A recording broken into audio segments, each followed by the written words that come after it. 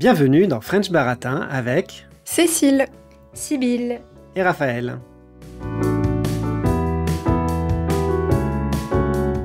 Il y a un mois, le ministre de l'Intérieur Bruno Retailleau a signé une circulaire pour durcir les conditions pour obtenir la nationalité française quand on est étranger. Ce texte précise, je cite, que l'acquisition de la nationalité française doit demeurer l'aboutissement d'un parcours d'intégration puis d'assimilation réussi et exigeant. Qu'est-ce que le ministre veut dire par là ? Bien sûr, il fait référence au niveau de langue française. À partir de 2026, il faudra avoir le niveau B2, alors que jusqu'ici le B1 suffisait. Mais il fait aussi référence à tout un ensemble d'éléments qui sont censés prouver une certaine intégration dans la société française, comme le fait d'avoir un travail stable en France. Mais au-delà des critères administratifs et des papiers officiels, qu'est-ce que ça veut dire de devenir français pour une personne de nationalité étrangère ? Est-ce qu'il suffit de se découvrir une passion pour les baguettes et le vin de Bordeaux ? C'est la question du jour dans French Baratin. Pour mieux comprendre ce parcours, je suis allé à la rencontre de Yasmine et de Victorine, qui ont toutes deux fait la démarche d'obtenir la nationalité française. Je leur ai demandé de me raconter leur rapport à la France, les raisons pour lesquelles elles voulaient devenir françaises, et quelle avait été leur expérience avec la procédure à suivre. Mais avant de les écouter raconter leur expérience, il faut savoir que les candidats à la citoyenneté française doivent passer un entretien, et à partir de 2026 un examen, pour prouver leur niveau d'intégration, et du coup, je me suis demandé ce qui se passerait si Sibylle et Cécile devaient passer cet entretien. On va y arriver, on n'a pas peur. Pas forcément. Apparemment, il y a eu une expérience qui a eu lieu où sur 10 personnes, il y en a seulement 5 qui ont réussi l'examen des Français. Donc non, pas sûr. Je vais donc leur poser quelques questions pour vérifier si elles méritent bien leur statut de citoyenne française. Alors, première question. L'administration peut-elle refuser la nationalité française à une personne ne respectant pas l'égalité homme-femme, même si elle est mariée avec un ou une française ? Français. Ça veut dire quoi, ne respectant pas l'égalité homme-femme ? Oui. C'est une bonne question. J'ai vu ça, j'ai vu la question posée, effectivement. Quelqu'un qui serait sexiste, quoi. Oui, voilà, quelqu'un... En gros, est-ce que tu peux être sexiste ? Oui, ça peut se voir dans le cadre de l'entretien, éventuellement. Ça peut peut-être être prouvé dans toutes les vérifications qu'ils font avant. Je ne sais pas s'il y a eu des cas de violence ou j'en sais rien, tu vois. Du coup, oui, puisque l'égalité fait partie notamment de notre devise républicaine. Ouais, Sibylle, t'es d'accord avec ça ? Mais pour moi, c'est des choses différentes, en fait. À la limite, cette personne, elle va avoir affaire à la justice pour les choses vraiment répréhensibles qu'elle a faites. Mais je pense pas qu'on lui refuse la nationalité française si elle coche vraiment les critères administratifs. Mais je peux me tromper. Ok, la réponse, en fait, c'est oui. L'administration peut refuser la nationalité. Oui. Ah, ok. Donc, sans doute quand c'est avéré qu'il y a un comportement sexiste ou inégalitaire, hein, parce que l'égalité fait partie des valeurs de base de la République. Ok, tant mieux. Voilà. Alors, deuxième question. Combien la France compte-t-elle de communes et de départements ? Cécile. Alors, département, du coup, 100 ? Presque. Sibylle ? 99. 99. Non, je sais pas, je pense qu'on n'a pas de département numéro 100, donc je dirais 99. Ouais, mais il y a les départements d'outre-mer. Parce qu'on va jusqu'à 95, mais je sais pas, du coup, ça, Ah là là, on est mauvaise. Je pense qu'on s'en approche quand même. Moi, je dirais 99. Et pour les communes, je sais que le chiffre, il ne fait que de baisser parce que comme en France, on a des communes relativement petites, on essaye de les regrouper un peu pour avoir une taille plus importante et donc mieux pour la gestion. Et donc, on est arrivé à peu près à 34 000 communes, il me semble. Quand j'étais un enfant, on disait toujours 36 000 communes, mais ce n'est plus vrai. Ok, en fait, c'est 101 départements. Vous étiez presque. Un point près, au-dessus et en dessous. Oh non!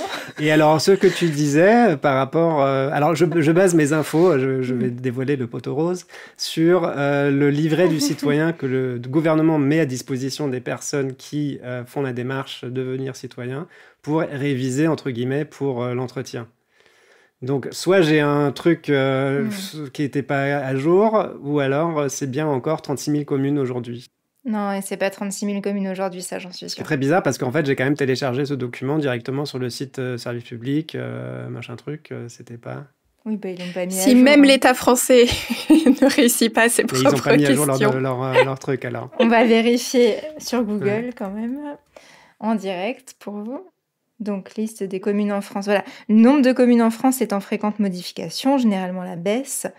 Ainsi, au 1er janvier 2024, la France ne comptait plus que 34 935 communes hors donc collectivité d'outre-mer et ville de Paris. Bon, on peut rajouter Paris, hein, ça fait 34 936. Ok. Donc, c'est pas 36 000. Le gouvernement n'a pas le droit à l'identité française. Il faudra revoir sa copie. Moi, j'aurais dû vérifier mes sources. Mais non, mais c'est logique que tu sois allé sur le site... je sais pas, je me suis pas posé plus de questions que ça, quoi, quand j'ai vu ce truc. Oui, de toute façon, je pense que quelqu'un qui te répond même 32 000, c'est validé, non? C'est une idée globale, je pense. Un ordre de grandeur, ouais. Bon, et alors, troisième et dernière question. Les citoyens élisent quelles institutions et pour combien de temps? Les représentants qui sont dans les institutions élues. Sybille. Alors, nous élisons le président ou la présidente de la République. Nous élisons nos maires. Ah, pour combien de temps? Bon, le président, c'est 5 ans. Le maire ou la maire, c'est 6 ans. Oui. Nous élisons également nos députés pour 5 ans. Et les assemblées départementales, si je ne me trompe pas. Et nous les élisons tous les 6 ans, je pense. Ok, Cécile, tu valides? Alors, je valide au moins les 3 premiers, le 4e, je ne savais pas. Tu n'as pas parlé des régionales, du conseil régional. Ben, parce que c'est indirect, il me semble, non? Eh bien non. Et du coup, pour combien de temps? C'est pas souvent, hein. Donc tous les 6 ans encore, je dirais. Voilà, c'est ça. Donc, conseil régional tous les 6 ans, conseil départemental tous les 6 ans, conseil municipal et maire tous les 6 ans, l'Assemblée nationale tous les 5 ans, le président de la République tous les 5 ans. D'accord. Bon, bah bravo, vous êtes... Citoyenne. Allez, demi-citoyenne. Oh, presque quand même. Ça va, je pense qu'on peut être accepté. Non, ça va, oui, je rigole. Bah surtout Cécile, elle a eu tout bon, hein. Ou enfin un département près. On s'est complété là. Oui. Ouais, vous êtes complété, ouais, tout à fait. Moi, je voulais accepter les gens sexistes, mais c'est juste que ça me semblait pas faire partie des critères, mais tant mieux. Hein. Ok, bah très bien. Eh bien, je propose maintenant qu'on passe au témoignage de Yasmine et de Victorine. On va donc commencer par les écouter se présenter. Je m'appelle Yasmine, j'ai 32 ans. Ça fait quelques années que je vis en France. Je suis d'origine allemande et j'ai une chaîne YouTube qui parle notamment de la culture et langue allemande et française, surtout des différences culturelles entre les deux pays. J'ai cette chaîne depuis 2020. Je publie régulièrement des vidéos où je parle un peu de mon vécu en France en tant qu'Allemande, désormais aussi française, naturalisée. Je m'appelle Victorine Lamotte, c'est un prénom et un nom extrêmement français. Et je suis née aux États-Unis de parents américains et du côté de mon père, on est d'origine française. Je suis née en Louisiane, qui a été une colonie française à l'époque. Et du côté de mon père, toute la famille, on a des origines françaises. On a tous des prénoms très français et ça fait partie de l'histoire de notre famille. Alors pour commencer, on va écouter Yasmine nous raconter quels ont été ses premiers contacts avec la France et pourquoi elle s'y est installée. Petite, je passais souvent mes vacances en France avec mes parents. Alors c'était un pays que je connaissais un peu. Ensuite, j'ai décidé d'apprendre le français au collège pendant quelques années. Mais après, au lycée, c'était plus possible parce qu'il n'y avait plus de cours de français proposés dans mon lycée. Et ça m'a rendu un peu triste parce que j'aimais bien le français. Bon, j'ai commencé mes études et je me suis dit, je pourrais peut-être faire un Erasmus en France. Et comme ça, apprendre le français, m'améliorer. Et en 2014, je suis partie pour un semestre à Brest, en Bretagne. Et c'est là-bas où j'ai vraiment appris le français. Parce que mon français du collège, ça datait un peu. Et voilà, je suis arrivée à Brest avec un français très basique. Mais j'ai vite progressé. C'est un peu comme ça que je suis tombée amoureuse de la France. Ça m'a beaucoup plu, cette expérience. J'ai ensuite décidé de faire un stage en France et ensuite un master franco-allemand qui m'a permis de faire mon seconde année de master à Lyon. Et depuis, je suis restée en France. Après mon séjour à Brest, je suis retournée vivre à Mannheim pour finir ma licence, mon bachelor. Et j'ai un peu déprimée. Ça m'a manqué en fait cette aventure en fait d'apprendre une nouvelle langue, culture au quotidien. Et j'avais juste envie de retourner en France. Et ce que j'ai fait rapidement après. Voilà, je me suis plus sentie vraiment à ma place et j'avais un peu.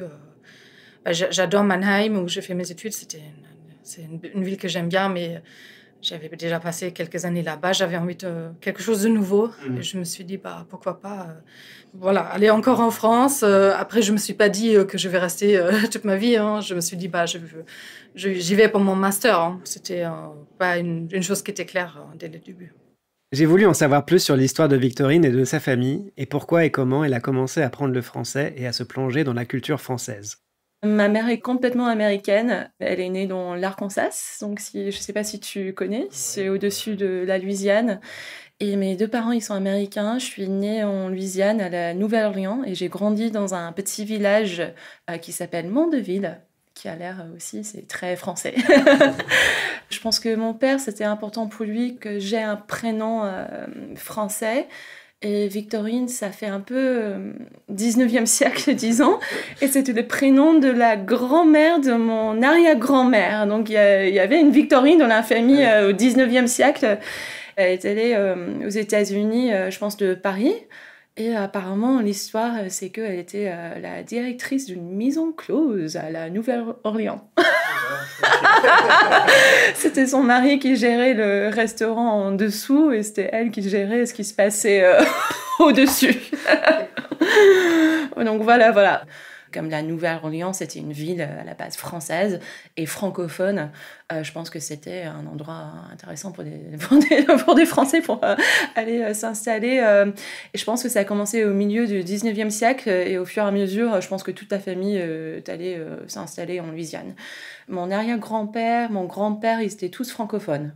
Mon père, en fait, il fait partie de la première génération aux États-Unis qui a un peu perdu la langue et la culture française. Je pense qu'il est un peu triste aussi à cause de ça, mais il est né dans les années 40. Je pense aux États-Unis, surtout en Louisiane, dans les années 40-50, c'était peut-être mal vu d'être étranger, entre guillemets, de parler une autre langue, de ne pas être américain.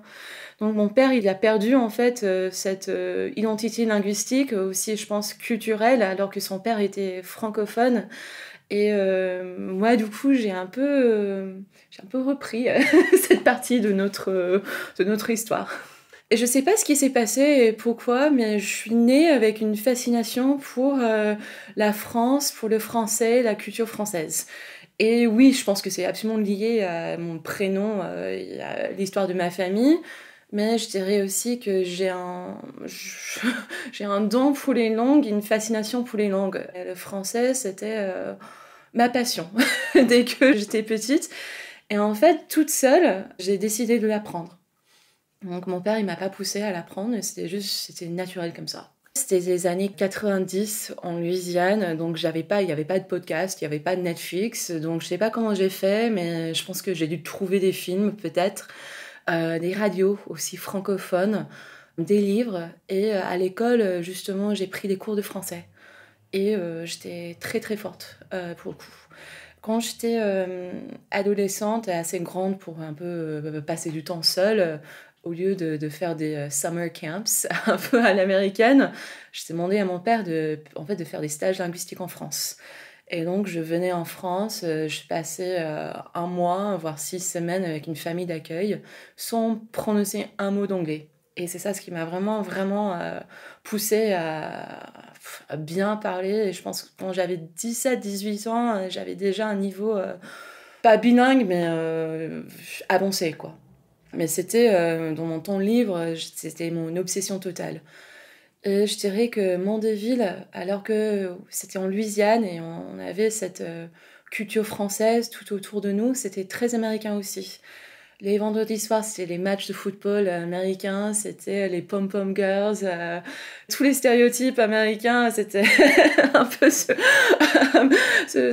milieu-là. Et je me sentais pas chez moi, en fait. Je me sentais pas très acceptée, je me sentais pas très, peut-être comprise. Et j'avais juste un rêve, c'était de partir. Et comme je pouvais pas vraiment partir, entre guillemets, ma façon de partir, c'était d'apprendre le français, de penser à peut-être un jour vivre en France, de voyager en France, de peut-être être française. C'est un peu bizarre, mais c'était comme ça. C'est comme ça que j'ai un peu trouvé mon identité. Alors, qu'est-ce que vous avez pensé de ces 2 témoignages? Est-ce qu'il y a quelque chose qui vous a marqué en particulier sur les différences, des points communs entre les 2 parcours? Je crois qu'il y a l'amour de la France, l'amour du français. Pour le coup, c'est assez fascinant de voir ça. Il y en a un, c'est un amour un peu irrationnel d'une certaine manière, et l'autre, c'est un amour plus lié à son histoire personnelle. Mais du coup, je trouve ça assez touchant. Voilà. Oui, c'est super chouette à entendre, évidemment, en tant que Français. Et oui, c'est drôle quand tu as dit un plus irrationnel, tu pensais à Yasmine, du coup? Oui, juste parce qu'elle n'avait pas forcément de lien évident pour son amour du français, contrairement à Victorine. Mais c'est ça qui est beau, c'est un peu un amour presque gratuit, tu vois. Oui. C'est drôle parce que moi, j'avais presque vu ça en sens inverse, dans le sens où Yasmine, il y a quelque chose de plus progressif et plus construit, peut-être, au fil du temps. Et donc, elle a des premiers cours, elle apprécie ça, elle va à Brest, elle rencontre des Bretons sympas. Dit-elle avec sa marinière. Oui, aujourd'hui, je porte un vêtement typiquement breton, une marinière, donc un t-shirt rayé bleu et blanc, pour honorer cet épisode. Et oui, Victorine, il y a un côté vraiment passion, et je trouve ça super qu'elle n'ait pas été déçue, parce qu'en fait, quand on se fait une image comme ça, enfin, on n'a pas encore entendu toute son histoire, mais en tout cas, elle semble avoir persévéré dans son intérêt pour le français et la France, et je trouve ça... Oui, chouette qu'elle n'ait pas eu cette belle image qu'elle se faisait de la France trop brisée, parce qu'on entend beaucoup parler, par exemple, ça c'est pas tout à fait la même chose du tout, mais des touristes qui ont une image très romantique de la France, qui arrivent à Paris, et là c'est bruyant, et le métro sent pas bon, et donc ils sont très déçus parce que la réalité ne colle pas à leur image, et là, apparemment, une image positive de la France a pu rester... dans leur esprit. D'ailleurs, ce dont tu parles, Sybille, ça a un nom, c'est le syndrome de Paris. Oui, le syndrome de Paris, oui.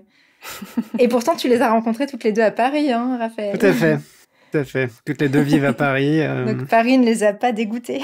Il semblerait qu'elles se plaisent là-bas, donc voilà. Il y a un côté un peu magique, je trouve, justement, dans l'apprentissage d'une langue. C'est le fait de pouvoir, d'une certaine manière, multiplier ses identités. Oui. Je trouve ça assez chouette. Alors, on va maintenant écouter Yasmine nous parler de ses premières expériences du quotidien en France, et Victorine nous raconter l'évolution de son rapport à la France et à la culture française, parce qu'elles n'ont pas eu un parcours tout à fait pareil, évidemment. Yasmine est donc, comme vous l'avez déjà un peu entendu, assez rapidement revenue en France. Victorine, ça a mis un petit peu plus de temps, donc voilà. On va pouvoir là entendre un peu la suite de leur parcours. En Erasmus, le début était un peu dur, parce qu'on arrive... Brest, c'est pas forcément la ville la plus belle, même si maintenant j'ai des bons souvenirs là-bas. Et on ne parle pas très bien la langue, on est un peu perdu. Le système universitaire français est très différent, c'est très scolaire. C'est pas le même niveau qu'en Allemagne. Je me suis sentie un peu comme si j'étais retournée au lycée. C'était pas facile, mais j'ai vite commencé à bien aimer cette aventure. Mes premiers souvenirs, c'est que... la nourriture et la manière de manger était très différente. Je suis végétarienne depuis très longtemps. À l'époque, c'était très difficile en France d'être végétarienne. Je mangeais que des légumes avec des frites à la fac. C'était compliqué. Les cours, il fallait encore... à l'époque, c'était pas encore en ligne. Il fallait vraiment aller lire les emplois de temps et après choisir ses cours. Ça a peut-être un peu changé depuis... Et tout était plus cher pour moi, je me rappelle. Je trouvais qu'en Allemagne, il y a par exemple un magasin qui s'appelle DM où on peut acheter du shampoing, tout ce qui est produit de beauté pour pas cher. Et en France, c'est pas du tout le cas. Et ça m'a un peu marqué d'acheter son shampoing au supermarché. Je connaissais pas ça. Et les horaires très stricts pour manger, en fait. En Allemagne, les restaurants ne ferment pas. Normalement, on peut manger à toute heure. Pas la nuit, mais on peut manger à 16 heures si on veut. Et en France, souvent, c'est pas possible. Il y a une pause entre 14 heures et 19 heures, par exemple. Voilà, c'était quand même... Il fallait changer un peu son rythme. Je suis venue pour la première fois quand je pense que j'avais peut-être 13 ou 14 ans et c'était le rêve total. C'était tous les stéréotypes et je pense que j'avais une idée, déjà j'étais un enfant donc j'avais une idée très romantisée de la France quoi. Et pour moi c'était waouh. Et au fur et à mesure, mon attitude a changé. Déjà, en fait, tout ce que j'ai fait dans la vie, c'était pour parler le français ou apprendre davantage sur la France. Donc, j'ai commencé mes études aux États-Unis à l'université de Columbia, Barnard College, à New York City. Et je me suis spécialisée en études francophones. Donc, ça colle bien avec mon parcours. Et j'ai étudié l'histoire coloniale française en Afrique du Nord. C'est très spécifique. Et je pensais en fait vouloir faire un doctorat dans ce sujet-là, qui est très spécifique. Donc déjà, en fait, en apprenant un peu cette histoire-là, c'est une histoire qui est très dure en fait pour la France. Et d'apprendre ce qui s'est passé en Algérie, pour moi, c'était très... ça a révélé pas mal de choses pour moi. Et donc, j'ai passé 4 ans à étudier ça. Et puis, j'ai eu mon diplôme et j'ai pas fait de doctorat. J'ai fait une crise existentielle et un peu, et j'ai trouvé un boulot à New York pour une maison d'édition française. Même si je travaillais en anglais, j'éditais les livres en anglais, mon équipe on se parlait en français presque toute la journée. L'équipe de graphistes, les chefs de fabrication, mes patrons étaient français. Et c'était très intéressant de travailler dans un milieu français, une entreprise française, mais je vivais à New York. Quand j'avais 24 ans, je me suis mariée avec une personne de nationalité française que j'ai rencontrée pour le coup au boulot. Et pendant 7 ans de ma vie, tout mon quotidien, mes matinées, mes soirées, mes vacances... on se parlait en français.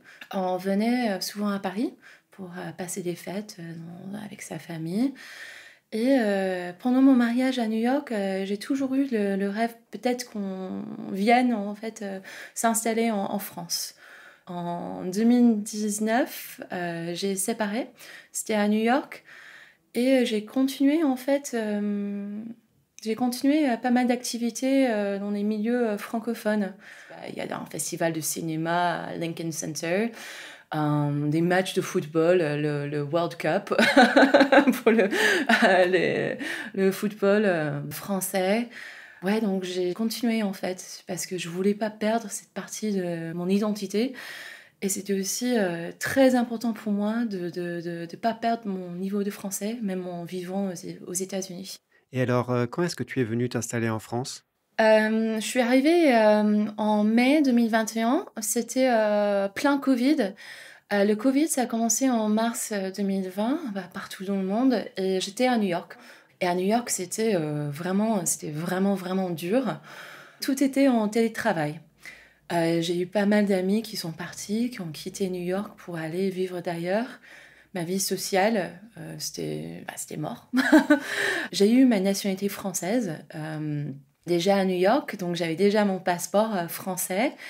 Et je me suis dit en plein Covid, tiens, si je vais rester enfermée dans mon appartement pour le reste de ma vie, je préférais en fait être enfermée à Paris.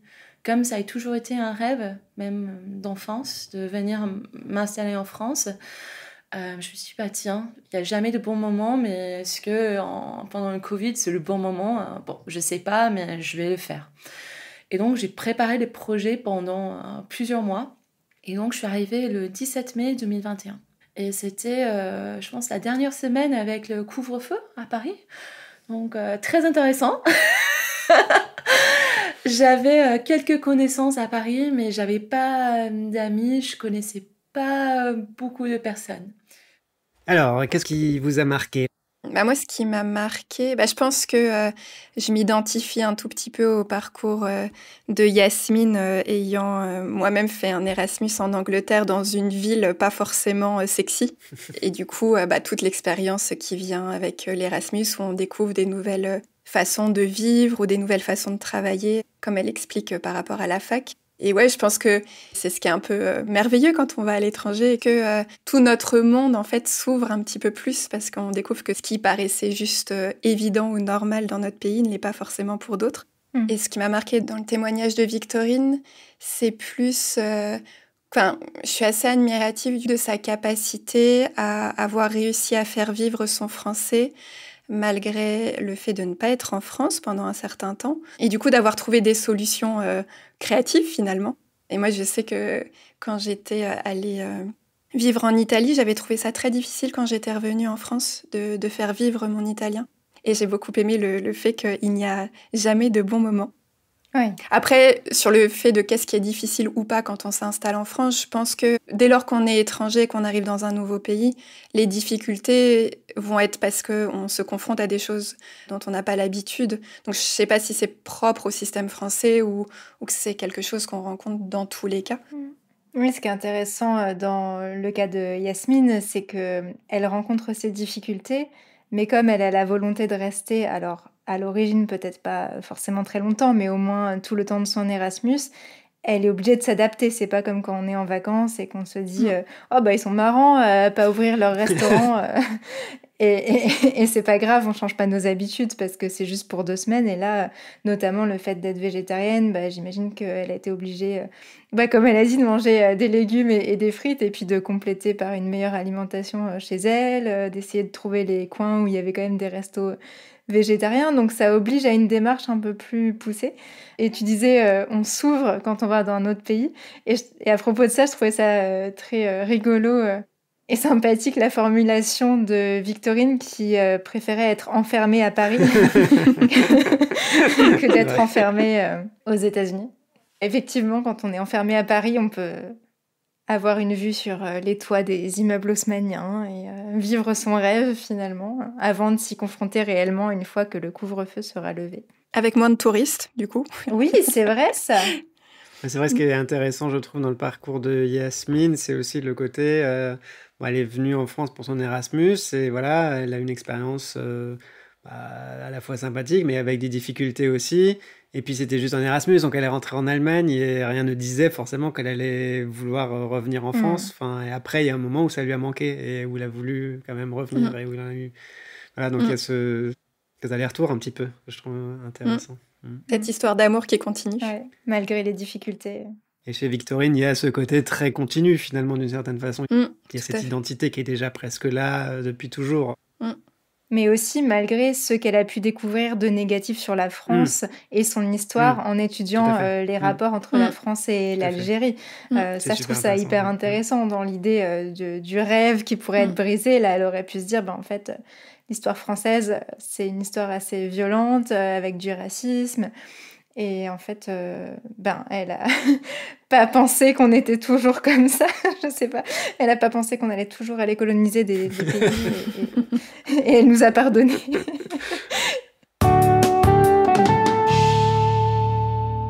Avant d'écouter la suite des témoignages de Yasmine et Victorine, un petit rappel. Nous produisons ce podcast sur notre temps et notre argent personnel et nous souhaiterions qu'il reste sans pub. Vous pouvez nous soutenir pour le prix d'un café sur Patreon. Vous trouverez le lien dans la description. Merci beaucoup à celles et ceux qui le font déjà. Alors on va maintenant écouter Yasmine et Victorine nous raconter leur expérience à la fois différente et similaire avec le processus de naturalisation. Pour obtenir la nationalité française, il faut avoir vécu en France depuis 5 ans. Après, il y a des cas spécifiques, quand on est marié, je crois que c'est 4 ans avec un Français ou une Française, ou si on a fait des études supérieures, c'est que 2 ans. Dans mon cas, c'était 5 ans en tout cas, parce que j'avais fait qu'une année de master en France. Et au bout de 6 ans en France, je me suis dit, c'est quand même un peu injuste que... Je paye mes impôts ici, que je fais tout en France. Je me suis mise à mon compte, alors je crée une entreprise. Et pourtant, je n'ai pas le droit de voter, par exemple. Et je me suis dit, je me sens de plus en plus franco-allemande, pas forcément uniquement française, hein, mais franco-allemande, on va dire. Et je voulais que ça soit aussi un peu reconnu officiellement, on va dire. Et après, je me suis dit, pourquoi pas, c'est encore une aventure. Voilà, après, c'était pas une chose que j'ai réfléchi longtemps. Je me suis dit, bon, ça va être compliqué avec tous les papiers. Hein. Est-ce que j'ai vraiment envie de ça? Est-ce que j'ai vraiment besoin de ça? Mais autour de moi, plusieurs autres amies allemandes ont commencé aussi à faire leurs demandes. Et je me suis dit, ça y est, on va le faire ensemble, on va y arriver. On va se lancer dans le projet. Il fallait d'abord rendre beaucoup de documents. Heureusement que pile au moment où j'ai commencé à faire ma demande, c'était possible de le faire en ligne. À Paris, en tout cas. Ça dépend un peu des villes, des préfectures. Et il fallait beaucoup de documents pour prouver ce qu'on fait comme travail, ce qu'on gagne, ce qu'on a fait comme études, des actes de naissance, des actes de naissance de ses parents, voilà. C'est des papiers qu'on me demande régulièrement depuis que je vis en France pour tout un tas de démarches administratives. Alors, il n'y avait rien de très, très compliqué. Mais bon, le plus dur, c'était d'avoir son casier judiciaire. Allemand, français, c'est très facile. Mais pour l'Allemagne, il fallait aller à l'ambassade, fallait payer 50 €, fallait envoyer une lettre, fallait attendre 2 mois. Bon, en France, c'était un clic sur Internet. Voilà. Alors, le côté allemand était plus compliqué, avoir les papiers de l'Allemagne, parce que l'Allemagne, il y a plein de choses qui se font encore par voie postale, on va dire. Et c'était un peu long. Hein, ouais. Et ensuite, après avoir rendu tous les documents, faut attendre longtemps. Je pense que j'attendais 6 mois. Et après, on m'a demandé encore 2-3 documents, je crois, que j'ai rendus. Et après, j'ai eu rendez-vous à la préfecture de police à Paris pour mon entretien de naturalisation, 1 mois ou 2 mois avant. Voilà. Et après, il faut faut se préparer. Parce que pendant ce rendez-vous, il pose des questions un peu sur la culture et histoire française. Après, il y a un cahier en ligne qu'on peut télécharger qui aide à se préparer. C'est pas non plus une préparation qui prend des mois. Hein. C'est beaucoup de choses que j'ai un peu fait à l'école aussi. Hein. C'est quoi la Révolution française? Pourquoi ça s'est produit? C'était en quelle année? Mais après, il fallait aussi apprendre toutes les régions en France, leurs capitales, qui sont les ministres actuels, qui étaient les présidents de la République française. Voilà, il fallait quand même connaître quelques détails. J'ai même appris la Marseillaise par cœur. On m'a pas demandé, j'étais un peu triste. Et voilà, et il teste aussi votre niveau de français. Hein. Alors la personne veut voir que vous êtes capable de parler couramment le français. Je crois qu'il faut un niveau B2, il me semble. B1 ou B2, que j'avais largement à ce moment-là. Et du coup, ça ne m'a pas posé de problème. Je me suis préparée un peu pendant 2 semaines, peut-être 1 heure par jour. Et après, ça s'est très bien passé. J'ai répondu à toutes les questions. Et après l'interview, on m'a demandé encore 2-3 documents. Et après, c'était reparti pour attendre. J'ai un peu oublié la chose, en fait, parce que voilà, on peut pas faire grand-chose, il faut juste attendre. Et le jour où j'ai obtenu la nationalité française, je n'étais même pas informée.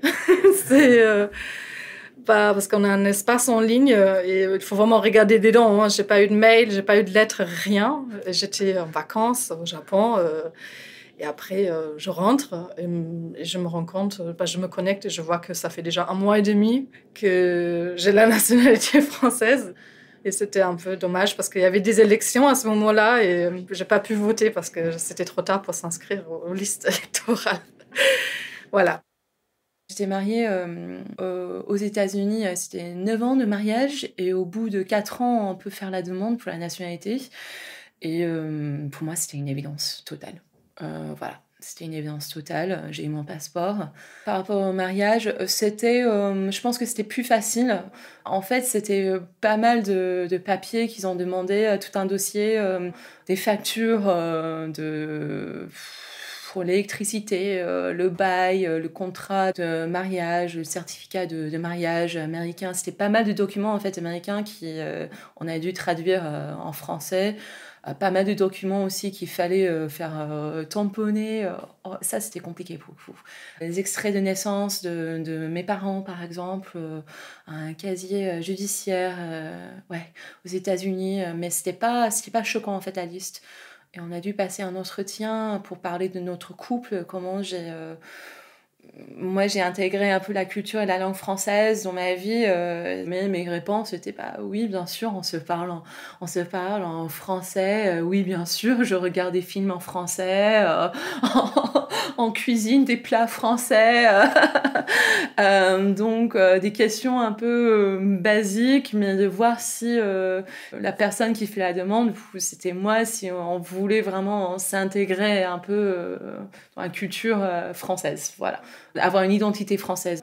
En fait, la personne au consulat qui a fait l'entretien, elle a un peu fait la remarque, je sais pas trop comment ou pourquoi vous êtes là, vous êtes déjà tellement française que ça sert pas à grand chose de faire cet entretien. J'ai dû aussi passer un examen de niveau de langue en fait. Et j'ai dû faire un entretien pareil. C'était à l'Alliance française de New York et j'ai un niveau C2. Et pareil, la personne à l'Alliance française m'a dit un peu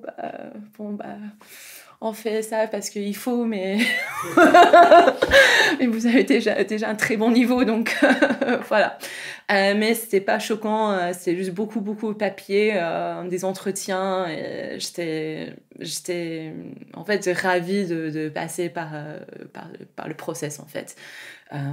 J'ai eu mon passeport. Alors, qu'est-ce que vous avez pensé du parcours qu'elles ont dû suivre? Est-ce que c'est normal aussi, selon vous, qu'on teste autant le niveau d'intégration? Une question qui rejoint un petit peu l'accroche de notre épisode.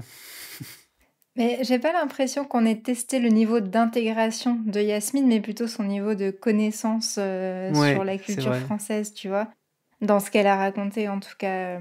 Alors que Victorine a dit qu'elle cuisinait français, qu'elle voyait des films en français, donc c'était plus ça, l'intégration, non? Après, le fait qu'elle vive en France, qu'elle travaille en France, ça montre quand même le fait qu'elle s'intègre à son environnement. Oui. Ouais. Oui, ça explique la différence entre les deux. C'est que Victorine, n'étant pas en France, fallait vérifier qu'elle soit, entre guillemets, intégrée dans la culture française, alors qu'on peut supposer que c'est le cas de Yasmine, et juste vérifier si elle sait chanter la Marseillaise, sauf qu'on lui a pas demandé, c'est pas cool. Je la connais pas par cœur, pour être honnête. Quoi, en entier? Disclaimer. Personne la connaît en entier. Ouais. Tu veux dire toutes les strophes? Moi, je les connais pas. Ouais, pour les matchs de sport, je connais la grande partie, mais je crois pas que si je le chante a cappella... Ouais. T'aurais dû nous demander ça en quiz et j'aurais raté. En tout cas, on l'apprend à l'école. Ouais. Moi, je l'ai jamais appris. Ouais. Ah oui, d'accord. Oui, c'est pas systématique. Ouais, mais c'est mes enseignants le problème. Forcément. C'est ça. Ouais, moi aussi, je l'avais appris à l'école, je pense. Ouais. En tout cas, ce que j'ai trouvé intéressant, c'est ce que disait Yasmine sur le fait que ça a été pas facile du côté allemand de récupérer tous les papiers. Et donc, ça fait penser qu'il y a des fortes inégalités selon les pays d'origine, parce qu'encore l'Allemagne, il y a une procédure un peu longue à faire par la poste, mais il y a des pays où ça doit être encore plus compliqué d'obtenir tous les documents dont on a besoin. Si il y a eu, par exemple, une guerre, comment tu vas retrouver les documents qui prouvent qui sont tes parents, enfin, ton acte de naissance, quoi. Oui, c'est clair. Voilà, ça peut être mission impossible, en fait. Après, la France n'y peut rien, en quelque sorte. Il faut bien avoir des documents pour prouver son identité, mais en tout cas, ça montre à quel point le processus peut être plus ou moins compliqué en fonction de la chance qu'on a de venir d'un pays où c'est facile d'avoir tous ces documents ou pas. Oui, et puis même, on voit un peu la différence, effectivement, rien qu'entre Yasmine et Victorine, parce que Yasmine est allemande, elle vient d'un pays de l'Union européenne, c'est des pays qui ont l'habitude de collaborer ensemble. Alors, ok, il faut qu'elle fasse des demandes par la poste, mais c'est un peu... On a l'impression dans ce qu'elle raconte que c'est la seule barrière, entre guillemets, qu'elle a vraiment rencontrée. Alors que du côté de Victorine, elle dit oui, c'était pas difficile, enfin il y avait des papiers et tout, mais peut-être que c'est moins évident, je crois, rien qu'entre les États-Unis par rapport à un pays de l'Union européenne. Et puis après, évidemment, encore moins pour des pays... Oui, et quand tu poses la question d'est-ce que c'est normal de tester autant le niveau d'intégration, je peux pas m'empêcher de voir en Yasmine et en Victorine des profils que la France veut accueillir face à d'autres personnes qui veulent venir en France ou qui sont en France et pour qui ça peut être beaucoup plus difficile. J'accompagne des adultes à Strasbourg qui vivent en France, mais qui sont venus en France parce que soit leur pays était en guerre, soit ils cherchaient une situation meilleure en France. Enfin, c'est principalement ces deux raisons-là.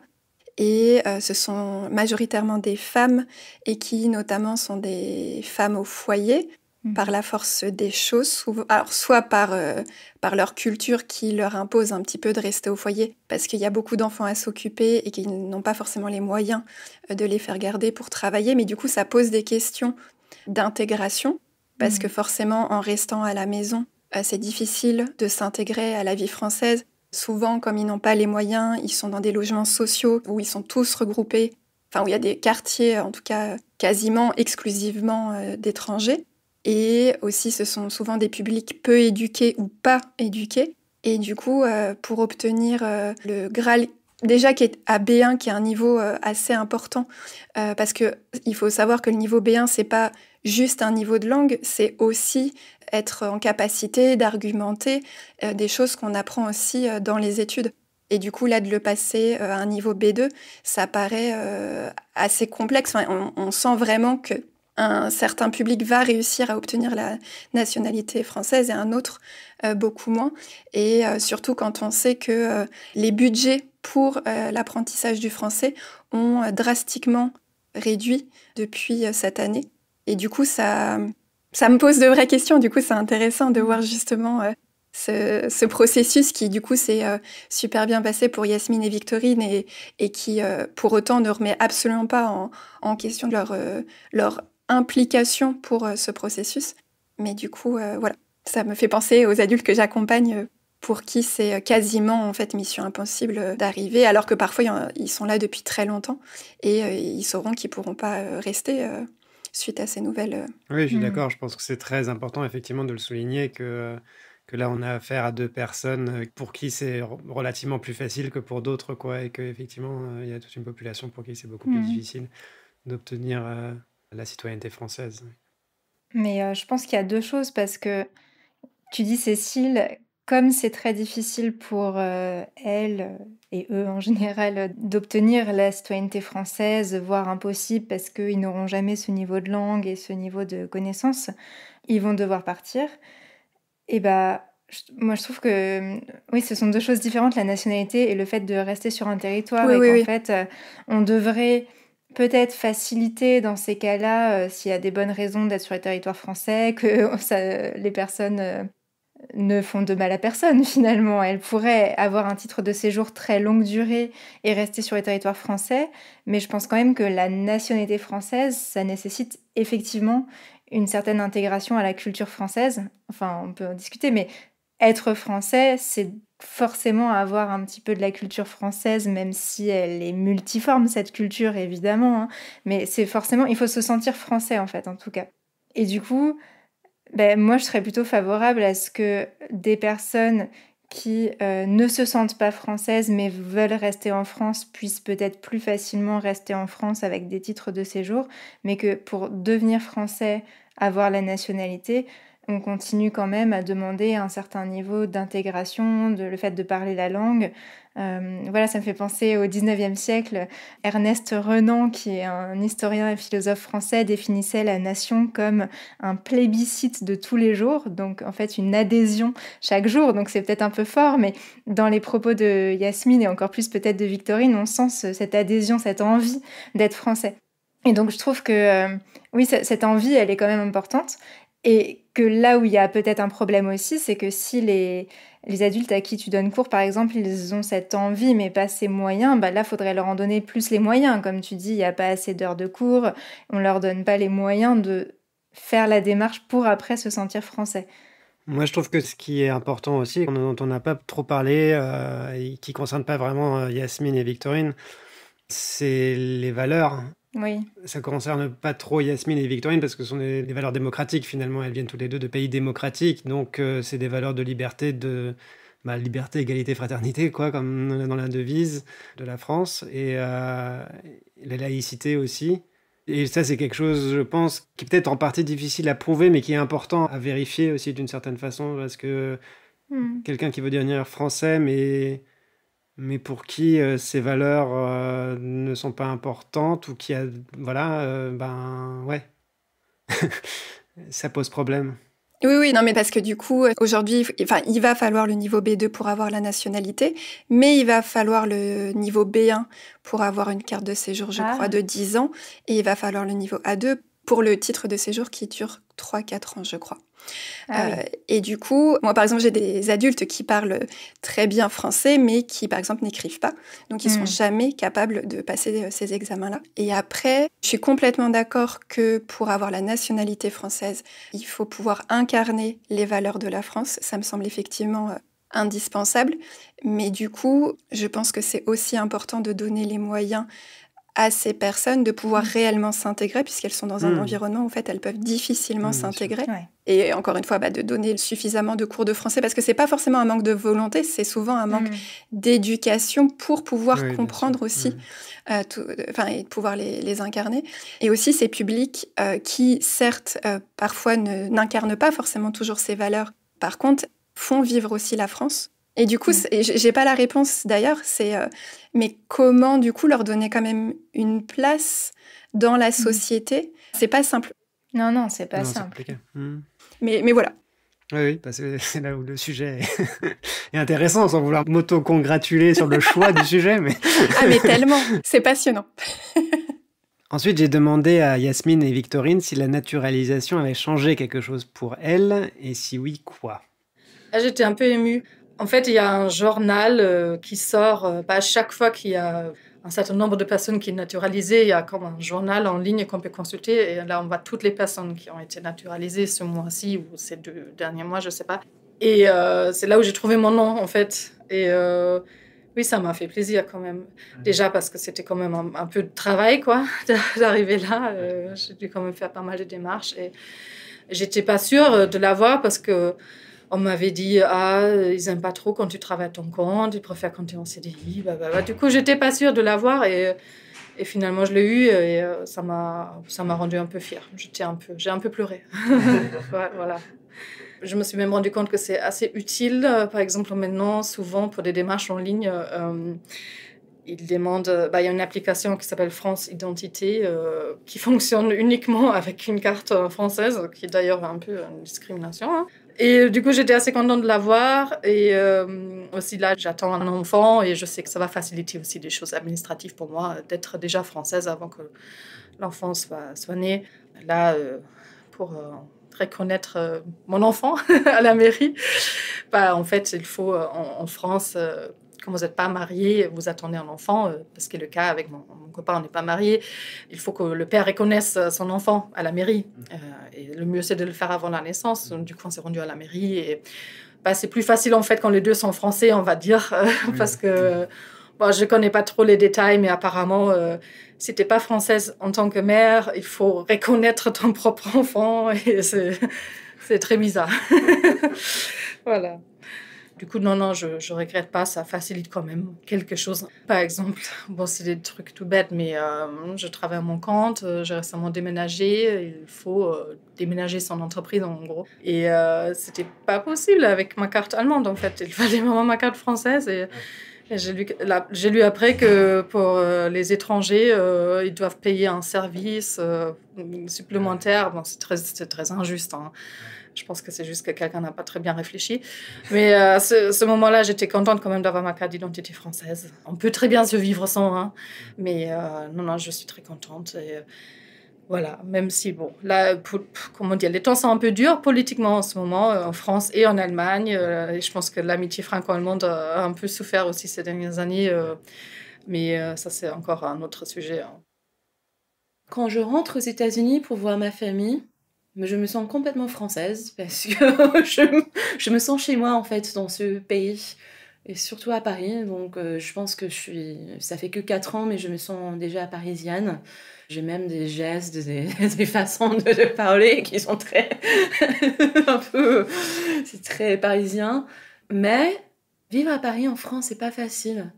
Il y a des moments, en fait, où je me sens très américaine, même plus américaine que je sentais quand j'étais aux États-Unis. C'est très ironique, mais c'est comme ça. Il y a des choses, je comprends pas, je suis pas d'accord. Déjà, les Français, surtout les Parisiens, ils sont pas très ouverts, en fait. Ils aiment pas trop parler à des étrangers, des inconnus, en fait, en faisant la queue ou juste dans la rue comme ça. Et ils sont très fermés. Et même, je pense qu'ils se méfient un peu des gens qui sont peut-être différents, qui viennent d'un autre pays.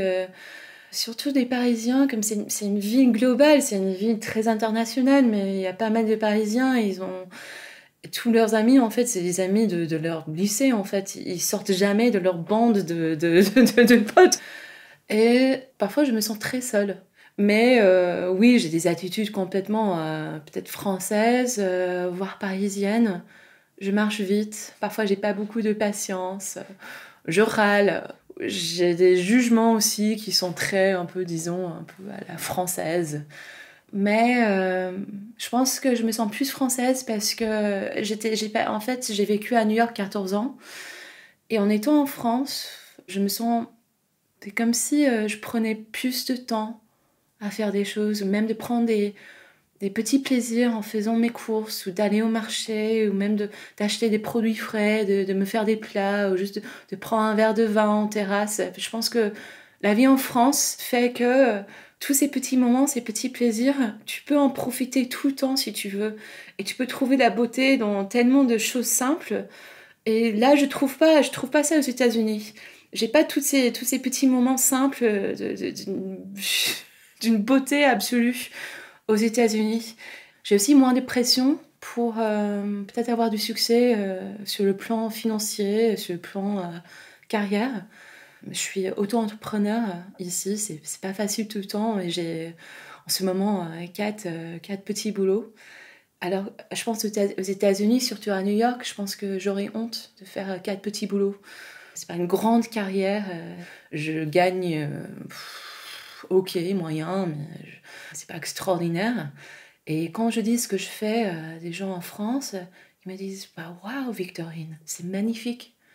Et en fait, je me sens moins petite ici. J'ai l'impression que j'ai tout ce qu'il me faut dans la vie en France. Alors, qu'est-ce que vous en pensez? Moi, je trouvais très très chouette la conclusion de Victorine où elle se sent moins petite en France. Effectivement, en France, je pense que ce qu'elle fait, je crois avoir compris que ça pouvait avoir un rapport avec la culture. Enfin, elle fait certainement des choses intéressantes. Alors même si c'est des petits boulots, comme elle dit, et qu'elle gagne pas énormément d'argent et qu'il n'y a pas une logique de carrière forcément derrière, oui, c'est valorisé en France. Et donc, c'est super qu'elle puisse... se sentir valorisée voilà, par la culture française par rapport à ce qu'elle fait. Donc je trouvais ça très chouette. Je trouvais ça rigolo qu'elle ait adopté plein d'habitudes, je dirais plus parisiennes que françaises, comme le fait de marcher vite, de râler, etc. Mais comme Paris... Ouais, tu fais une tête, Cécile, comme si tous les Français étaient des râleurs. Ouais, oui, oui, mais pour moi, c'est pas forcément négatif comme terme. Enfin, c'est négatif, mais dans le sens, je pense pas qu'on râle pour rien. On râle parce qu'on a toujours une envie d'améliorer les choses. C'est pas, dans la forme, je suis pas sûre que ça soit toujours positif, mais en tout cas, dans l'intention, enfin, je sais pas, mais peut-être que j'idéalise les Français sur ce côté-là, mais voilà. On fait la révolution. Mais tout à fait, sincèrement, je pense. Je pense qu'on ne s'assoit jamais sur nos acquis, ou on essaye toujours d'avoir plus, en fait. Là, c'est Raph qui fait une tête. Voilà, c'est ça. On n'est pas forcément d'accord, mais je suis franco-française, donc je suis forcément un peu biaisée. Peut-être un peu trop patriote à votre goût. Moi, je suis parisiano-française, et du coup, je pense que oui, on râle partout, mais on marche vite plutôt à Paris. Oui, ça et on est plus désagréable à Paris. Et donc, toi, Raphaël, en tant que franco-allemand, tu penses que c'est pas que positif que les Français râlent plus? Non, c'est pas ça. C'était plus l'idée qu'on ne s'assoit pas sur nos acquis, tout ça. Je suis pas sûr que... mais ça concerne pas... Enfin, ça concerne toutes les démocraties aujourd'hui. Je pense qu'on a tendance justement à s'asseoir sur nos acquis et à oublier qu'en fait, la démocratie, c'est pas forcément évident et que, comme dirait Renan, du coup, c'est une adhésion de tous les jours aussi. Et voilà, on prend les choses pour évidentes, certaines choses pour évidentes alors qu'elles ne le sont pas. Oui, on ne se rend pas compte de nos privilèges, ce qui me fait penser à ce qu'a dit Yasmine sur les privilèges des Français qui ont accès par exemple à France Identité, donc ce système de connexion sur Internet pour faciliter les démarches administratives. Et c'est vrai que c'est incompréhensible, hein, pourquoi il n'y aurait pas un équivalent de France Identité pour ceux qui ont juste un titre de séjour, pourquoi ça coûte plus cher, pourquoi c'est plus compliqué, alors que là, c'est pas un privilège incroyable à leur offrir que de leur permettre de faire des démarches faciles sur Internet. Enfin, c'est vrai que c'est intéressant du coup d'avoir le point de vue d'une personne qui n'avait pas accès à cette facilité et qui tout d'un coup découvre à quel point les choses peuvent être quand même plus faciles, plus fluides. Et en même temps, c'était intéressant parce que les fois où j'ai vécu à l'étranger, le fait de ne pas avoir la nationalité n'a jamais été un frein dans mes démarches administratives. Mais en même temps, j'ai pas eu peut-être de grandes choses à faire sur le territoire, entre guillemets. Et du coup, c'est intéressant de voir, par exemple, que quand on a un enfant, c'est plus simple, ou pour déménager son entreprise, c'est plus simple, etc. Donc, j'ai trouvé ça intéressant parce que, au-delà du côté se sentir français, vouloir voter en France, j'avais pas forcément pensé aux problèmes logistiques que ça pouvait poser de ne pas avoir la nationalité. Et concernant Victorine, ce qui était intéressant sur être un petit peu entre deux identités, enfin le fait qu'elle se sentait française aux États-Unis mais américaine en France, je pense que c'est le sentiment que beaucoup de binationaux peuvent avoir et qui n'est pas forcément évident à gérer.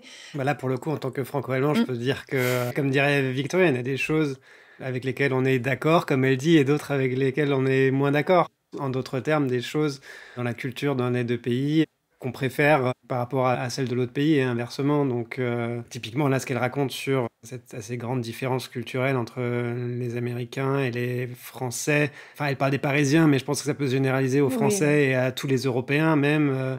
Ce fait de ne pas se parler entre étrangers quand on fait la queue, elle a l'habitude de ça en venant des États-Unis, elle aime ça et ça lui manque en France. Sibylle et moi, on a vécu aux États-Unis pendant 1 an et on a vécu le truc inverse et c'est vrai que bon... au début, ça fait bizarre. Ça faisait bizarre aussi, voilà, c'est ce que je veux dire. En fait, nous, on a l'habitude d'être dans notre bulle, d'être tranquille, et voilà. donc on se dit, pourquoi on me parle, en fait? Qu'est-ce que je suis là, quoi. Et après, on se rend compte que c'est sympa. Mais en France, ça se fait. C'est vrai que ça se fait pas beaucoup, et donc je comprends que ça puisse être perturbant, le changement de culture.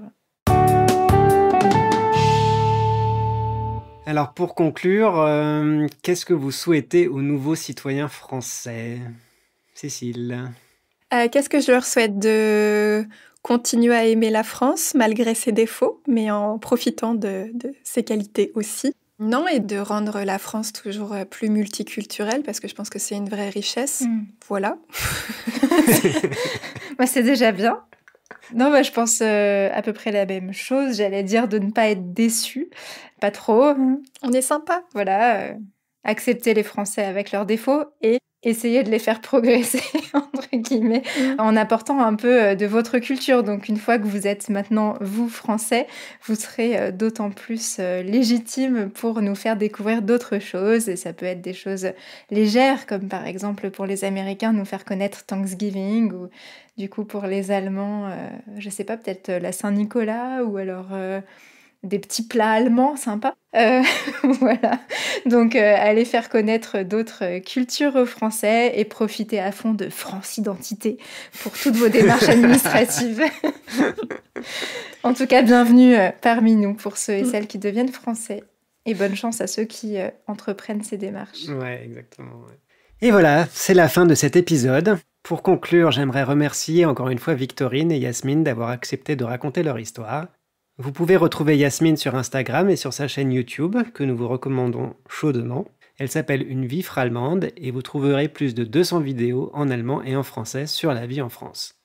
Et si vous voulez faire une pause entre 2 vidéos, rejoignez notre Patreon, où vous trouverez une transcription complète de l'épisode et de nombreux bonus.